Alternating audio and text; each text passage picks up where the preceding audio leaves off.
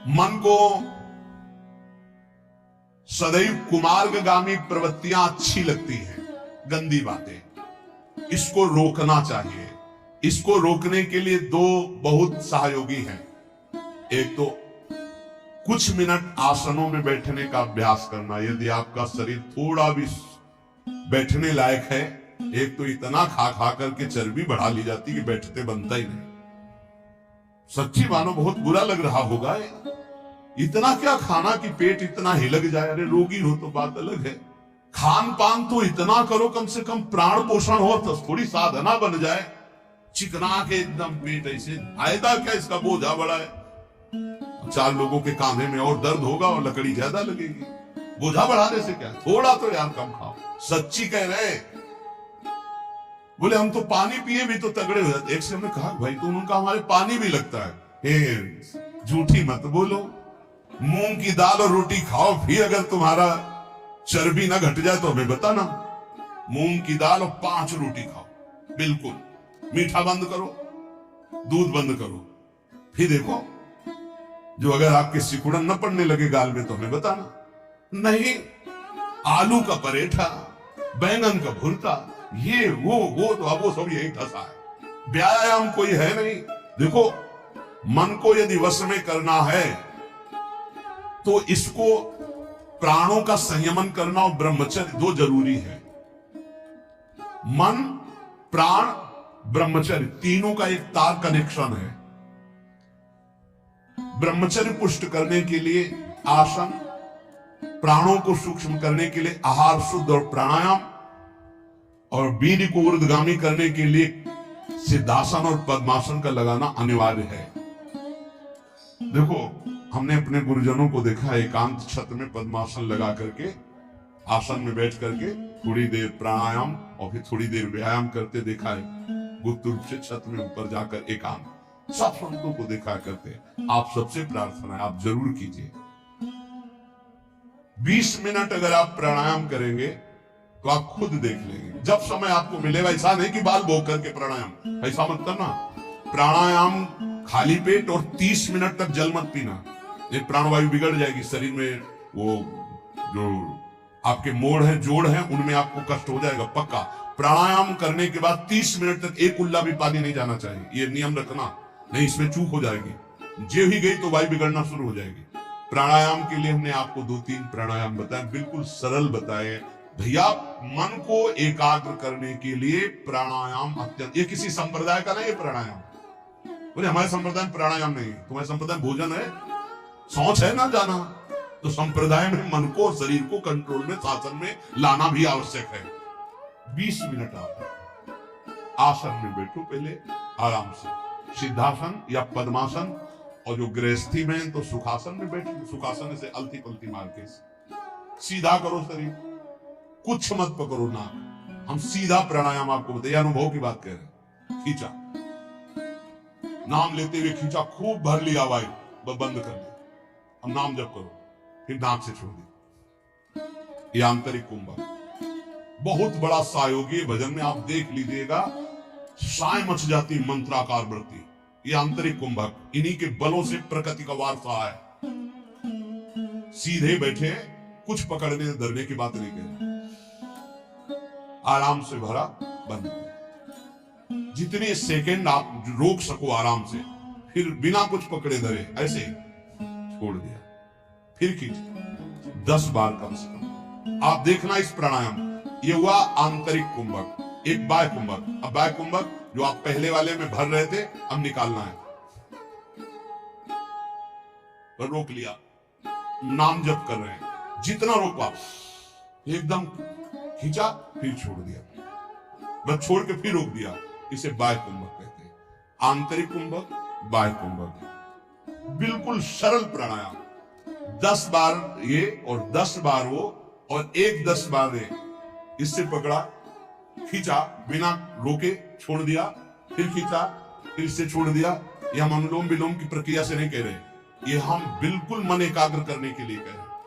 अगर ये 4 बार आप कर ले, 10-10 बार लंबा खींच के ऐसे, फिर आप देखो आपके दिमाग में क्या होता है। यही आपकी गुदगुदी प्रारंभ हो जाएगी आज्ञा चक्र में, और नाम और मंत्र अपने आप जपने में आपको सहयोग मिलने लगेगा। क्या जाता है, कोई पैसा लगता है? आपके कितने ऐसे अंग हैं आंतरिक जो संचलित नहीं हो पा रहे हैं, वही रोग पैदा करते हैं। और 10 मिनट आप दंड बैठक मान लीजिए, आपके पास ट्रेडमिल नहीं तो 2 किलोमीटर दौड़ लीजिए, फिर देखिए आपकी दिनचर्या कैसी बनती है। ये जरूर प्राणायाम, ब्रह्मचर्य और मन तीनों का एक कनेक्शन है। प्राणायाम के द्वारा प्राणवायु का संशोधन, तो मन थोड़ा शांत, ब्रह्मचर्य ठीक, तो आपका परमार्थ बनेगा। कह रहे मनोवाक कर्म दंडम च सत्यम समदमावपि। मन को दंड दीजिए प्राणायाम के द्वारा, मन को दंड, मन पवित्र होता है। मौन के द्वारा वाणी को दंड दीजिए, मत बोलने दीजिए, बोलिए तो प्रभु की चर्चा सत्य हित कर बोलिए, नहीं तो मौन रहिए। और वासनाहीनता के द्वारा विविध प्रकार के कर्मों को त्याग दीजिए, वासना जनित कर्मों को। तो ये शारीरिक दंड होगा, मनोदंड, वाक दंड और कर्म दंड। सत्यम समदमापि, सत्य बोलना, इंद्रियों का अपने गोलकों में स्थिर रखना, मन को मंत्र और नाम में स्थिर रखना, इस समदम कहलाता है। श्रवणम कीर्तनम ध्यानम हरेरद्भुत कर्मणः जन्म कर्म गुणानां च तदर्थे अखिल चेष्टिताम। बड़ी भगवान की लीलाओं में सामर्थ्य है। भगवान के जन्म कर्म और गुण दिव्य हैं। बहुत से ऐसे अराजक तत्व बोलने लगे हैं, उनकी भाषाएं न सुनी जाएं। भगवान रामकृष्ण को भगवान मानने के लिए तैयार नहीं है, उनके चरित्रों पर टीका टिप्पणी करते हैं, तो उनको भी साधु समागम नहीं मिला, बेचारे हैं, और 10,000 लोग अनुयायी हैं। भगवान की ऐसी विचित्र लीला है कि विवेक का प्रयोग ही नहीं है। भगवान के पावन चरित्रों पर, भगवान की लीलाओं पर, भगवान के अवतार पर, भगवान पर कलयुग का प्रभाव बढ़ रहा है, अश्रद्धा पैदा की जा रही है। तुम राम राम तो कहो भी, देखो तुम्हें कैसा लगता है, ठीक से भजन तो करो, तुम्हें अपने आप समझ में आएगा। दशरथ पुत्र नहीं, वो चराचर जगत में रमा हुआ है, तुम उसको जानते क्या हो? वो सब, वो दशरथ पुत्र भी है, वो जगत में जड़ चैतन्य भी है, सब कुछ वही है। वो निराकार भी है, वो साकार भी है। अभी तुम जानते क्या हो राम तत्व को या कृष्ण तत्व को? नहीं जानते हो। भगवान की पूजा, विग्रह सेवा का अवहेलना, भगवान के अवतारों की अवहेलना, बहुत जोर की ऐसी हवाएं चल रही, बेमतलब, बहुत बहुत विचित्र। कैसे तुम्हें बताएं? भगवान की अवहेलना, भगवान नाम की अवहेलना, भगवत धाम की अवहेलना, सब कैसा नौटंकी नाटक, अपने सनातन पद्धतियों का त्याग करके इधर उधर के बवाल में। अरे भगवान, बुद्धि बचाओ, ये कलयुग का बड़ा तांडव चल रहा है, बड़ा तांडव चल रहा है। श्रवणम कीर्तनम ध्यानम हरेरद्भुत कर्मणः। जैसे कोई कहता है ना कि भगवत आवेश आता है, हम उसका खंडन नहीं करते, क्योंकि भगवान के हर आवेश से कभी भी आ सकते, किसी के हृदय में भी आवेश करे। अरे भक्तों के हृदय में आवेश नहीं होता, कभी नरसिंह आवेश, कभी अमुक आवेश, तो देवी का भी आवेश आता, हम तो चरण वंदना करते हैं, लेकिन ऐसा आवेश नहीं आता भगवान कि उनको फोन का होश रहे। ऐसा आवेश नहीं आता कि 500 रुपया देने वाले के ऊपर हाथ रखा जा रहा है, दूसरे के ऊपर नहीं, ऐसा नहीं। ये सब लगता है फिर नाटक। हम मानते हैं हनुमान जी का आवेश आता है, मानते हैं देवी जी का आवेश आता है, आए ना, जब भगवान रहते हैं तो वो क्यों नहीं आ सकते? आवेश आ सकता है, लेकिन जिस समय आवेश होगा तो केवल भगवत आवेश हो, और जिस समय आवेश होगा तो त्रिकालज्ञ होगा, वो तुम्हारे भूत भविष्य वर्तमान तीनों काल को बता देगा, और वो उस समय भगवत आवेश में होगा, लौकिक कोई चेष्टाएं नहीं होंगी। तो इसलिए सावधान, तस्मात् शास्त्रम प्रमाणम, श्रवणम कीर्तनम ध्यानम, परम मंगल की बात है। हरेरद्भुत कर्मणः जन्म कर्म गुणानां च तदर्थे अखिल चेष्टिताम। ये सच्ची तुमसे हाथ जोड़ के कह रहे, प्रभु के नाम, प्रभु की लीला कथा श्रवण और प्रभु की सेवा के सिवा इधर उधर मत मन लगाना, नहीं तो जीवन बर्बाद हो जाएगा। ये साफ केवल नाटक है भैया। पर्दे के बाहर कुछ है, पर्दे के भीतर कुछ है। नहीं नहीं, बिल्कुल नहीं। हम आपसे सत्य कहते हैं, खूब बड़े बड़े महापुरुषों का संग किए, कभी इतनी नौटंकी नहीं देखी महापुरुषों ने, कोई नाटक नहीं देखा। सत्य बात है। श्रवणम कीर्तनम ध्यानम हरेरद्भुत कर्मणा, अद्भुत कर्म करने वाले भगवान श्री हरि का नाम जप करो, उन्हीं के गुण कीर्तन सुनो, उन्हीं का मंगल। बोले हम धर्म ट्रांसफर कर रहे हैं हमारे धर्म से। पता नहीं कहां का भोजन खा लिया कि बुद्धि भ्रष्ट हो गई, गर्दन कटा ले अपने धर्म में, उसे धर्मात्मा कहते हैं। बोले हमारे को सुख नहीं मिला इसलिए हम वहां कुछ किलो चावल मिल गए, कुछ रुपया मिल गए, कुछ पैसा मिल गए, और तुम बोलने लगे कि हम अमुक धर्मावलंबी हो गए, हम अपने सनातन पद्धति को छोड़ दिया। कभी जिंदगी में ऐसे नहीं, गर्दन कटवा दे, धर्म का स्वरूप समझो, तब भगवान प्रसन्न होते हैं। अपने धर्म के लिए सर्वस्व। क्या जानते हो हमारे सनातन धर्म को? हमारा सनातन धर्म आकाश की तरह है, हमारा सनातन धर्म वायु की तरह है जो सबका पोषण करता है, हमारा सनातन धर्म पृथ्वी की तरह है, चाहे जितना अपमान करो तुम्हारा मंगल ही करेगा। क्या जानते हो सनातन को? केवल वासनाओं को जाना, इधर उधर धनंते घूम रहे हो। सत्संग का जो श्रवण करते हैं उनको कभी इन बातों पर बाहरी विश्वास नहीं करना चाहिए। एक और पद्धति चली है, पीछे से चली आ रही। बोले अंबाजी को बलि दे रहे हैं, वो बेचारा पशु कुछ जानता नहीं, उसको फंसा दिया, गर्दन काट दिया, नरक भोगोगे, नरक भोगोगे, पक्का कह रहे हैं, पक्का नरक भोगोगे। अंबाजी का सही नाम क्या है जानते हो? जगदम्बा। कहते हो ना जगत जननी, तो बकरे की जननी नहीं है। ऐसी साधारण अम्मा भी नहीं होती थी, जगदम्बा कैसे हो जाएगी? मूर्खो, अपने हाथ से काटा था अंबाजी ने जब जड़ भरत जी की बलि देने जा रहे थे ना, तो स्वयं भद्रकाली प्रकट होकर अपने समस्त उपासना करने वालों के गले काटे थे। ये बात ध्यान रखना, किसी जीव की हिंसा जगदम्बा को पसंद नहीं है। ये कैसी आज की भावनाएं चली हुई है। जगदम्बा या देवी सर्वभूतेषु शक्ति रूपेण संस्थिता, वो देवी है, वो अम्बा है। कैसे बुद्धि भ्रष्ट हो रही लोगों, बचो ऐसे लोगों से। प्रसाद में अभक्ष पदार्थ देते हैं कि अंबाजी का प्रसाद है, अंबाजी का एक बार प्रसाद पाले तो बुद्धि शुद्ध हो जाए और मोक्ष पद का अवलंबन करे। ये बिल्कुल आजकल बहुत संभल करके रहना है। बहुत कुछ बटेगा, लेकिन तुमको क्या लेना है? राधा नाम या ठंडाई या हलवा? देखो आज परीक्षा है तुम्हारी, आओ लाओ, तो ये चलेगा या आओ राधा राधा। जरूरत है तो 10 रुपया और निकाल के वहां रख दिया, ले वो और चीनी मंगा करके बांट देना दूसरों को। हम तो सत्संग सुन करके आए हैं। अक्षय तृतीया आज उपवास करेंगे, आज पानी भी दूसरे के द्वारा नहीं दिया पिएंगे। सुना, सब रास्ते वो बताए और बचने के भी रास्ते बताए। आज करो उपवास, एक टाइम शाम के भोग लगा करके श्री जी का रूखा सूखा घर में पा लेना, बाहर पानी भी मत पीना, मौन, खूब नाम जप करो। वैसे आज के दिन कहा जाता है दान पुण्य करे तो बहुत लाभ मिलता है, तो क्या दान करो? सर्वभूत दया।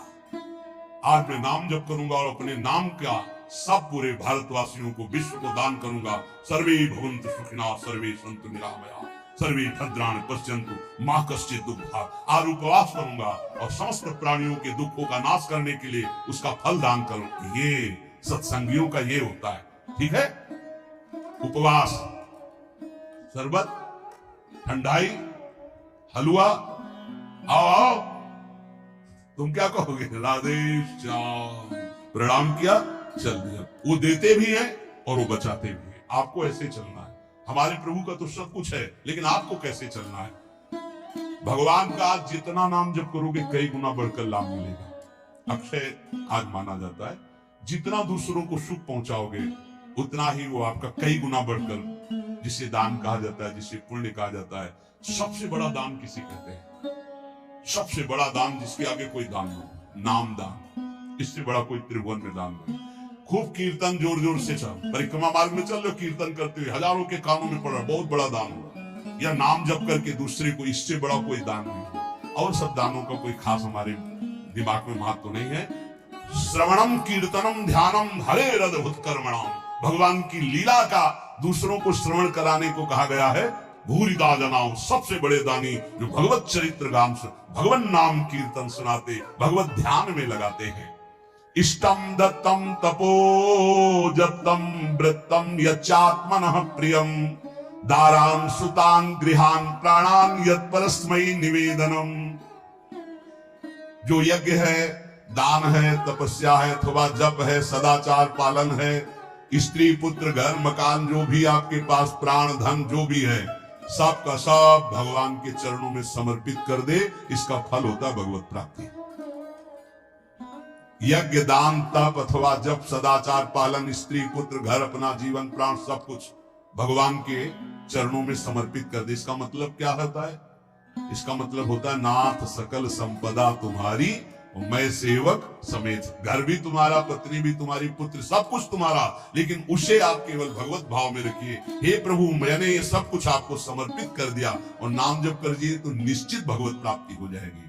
एवं कृष्णात्मनाथेषु मनुष्येषु च सौहृदम परिचर्यां चोभयत्र महत्सु साधुषु।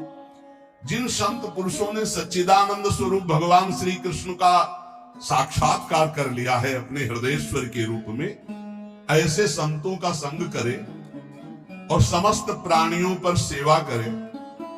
समस्त प्राणियों में विशेषकर मनुष्यों में विशेषकर परोपकारी सज्जनों की, और सज्जनों में भी भगवत प्रेमी महात्माओं की यदि सेवा मिल जाए तो निश्चित भगवत प्राप्ति हो जाए।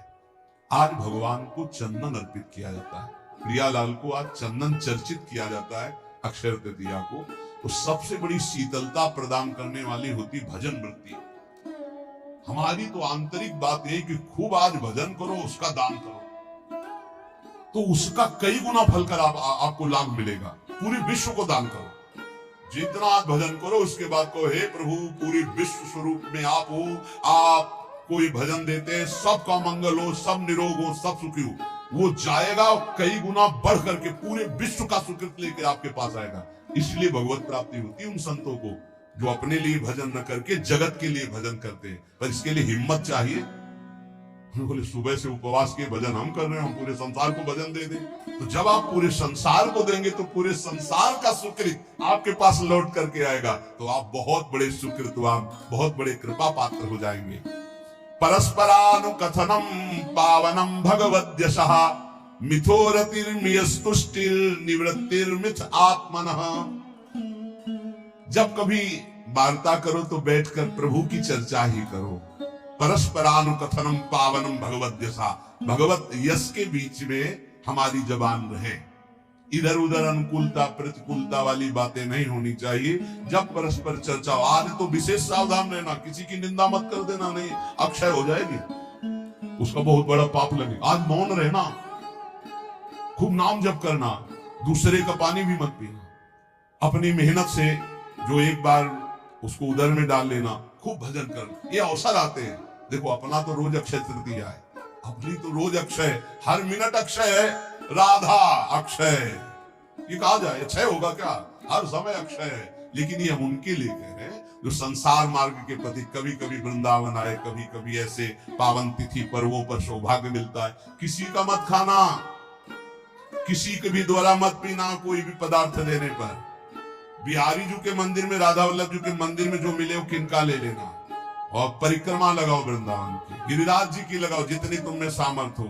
यमुना किनारे बैठकर नाम जप करो, वाणी जी का गायन करो, दूसरों की सेवा करो, मौन हो जाओ, एकांत, अपराध न बनने पाए। यही उठाते हैं जीवन को, यही लौकिक पौरलौकिक सब सिद्धियां संपत्तियां प्राप्त कराते हैं।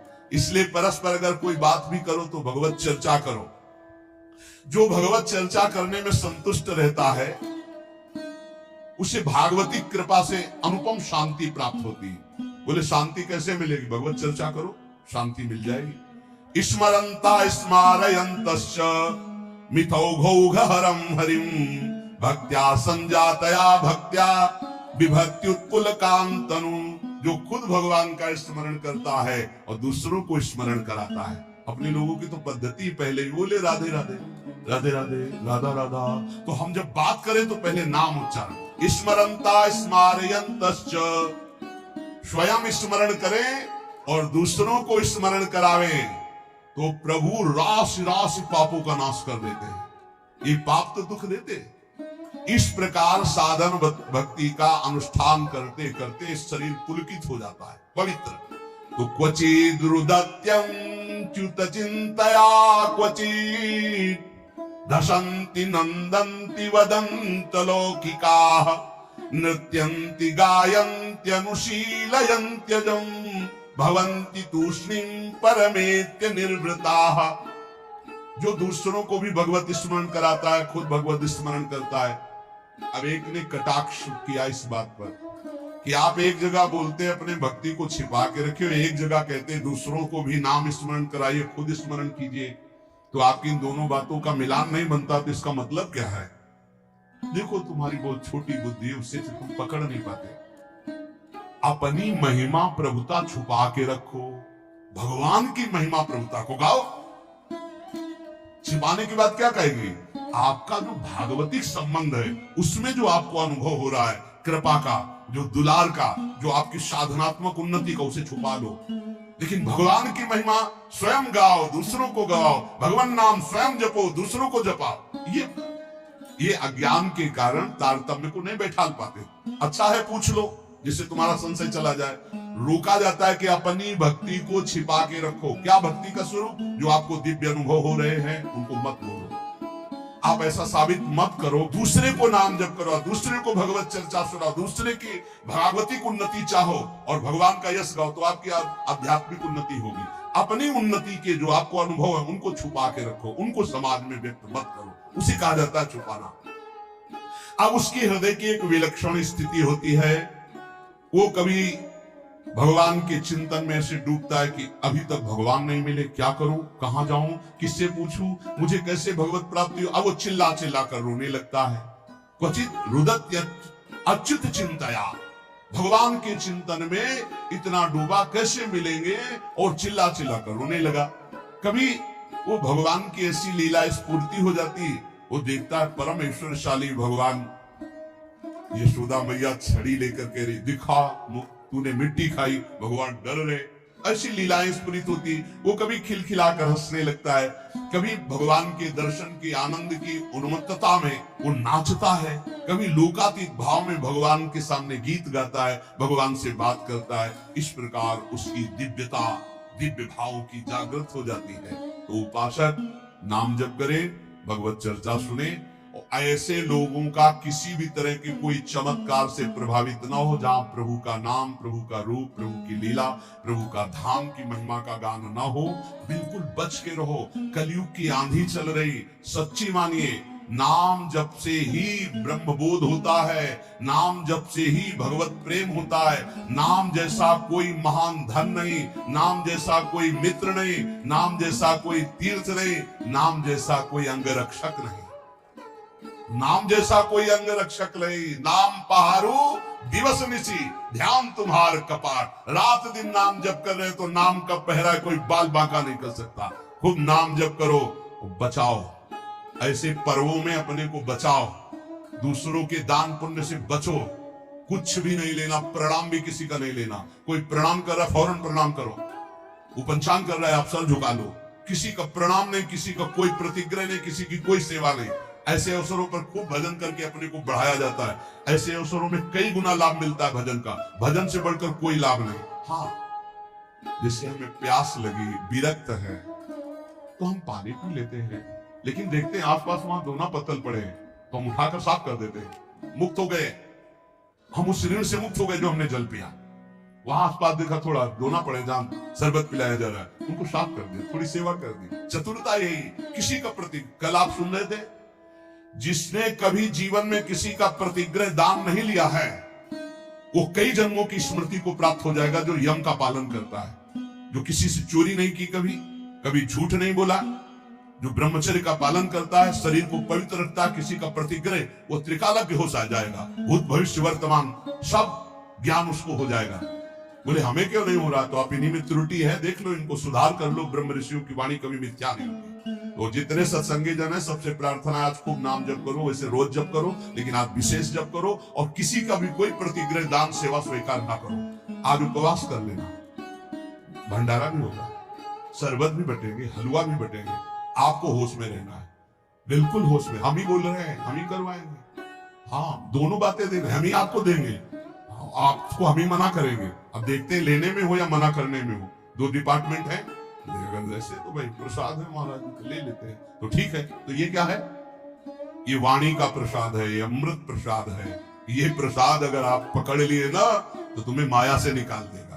खूब नाम जप करना, अक्षय, खूब नाम जप करना। ए मस्त रहो, भगवत प्राप्ति हमारे निश्चित है, क्योंकि हम श्री जी की शरण में हैं। मेरी महारानी श्री राधा रानी, आप पक्का मस्त रहो। जय जय श्री राधे श्याम।